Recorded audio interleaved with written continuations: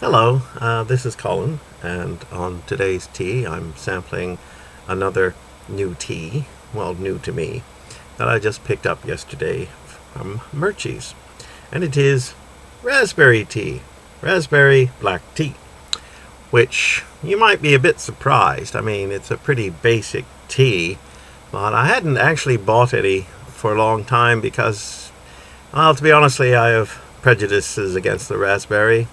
I always thought of it sort of a, second class strawberry, really. Not as nice as a strawberry. But in more recent years, I've overcoming my prejudices towards raspberries, though I will not forgive cranberries, and they know exactly why. So I thought I'd pick up, since I'd sampled the Arctic raspberry, I wanted to see how the raspberry tea looked or tasted. Now, of course, the first thing you should do when you're buying a tea is you should smell it,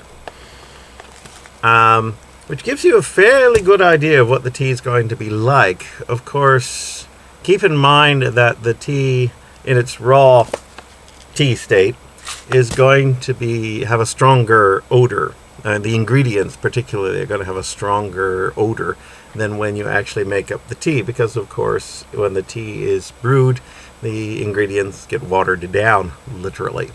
So, I gave the raspberry a whiff. Not really strong. Some fruit teas, some teas that you buy with the ingredients come across as really strong, like the sour sop. Or one I could not actually buy was the lemon oolong, which just lemon oolong sherbet, which just smelled awful, very sweet. But the raspberry, it's a subtle scent, and when you actually make up the tea and drink it, well, it continues to be pretty subtle. To be honest, I'm not actually overwhelmed the taste of raspberries with this. I mean, you can see it. I mean, you can taste it.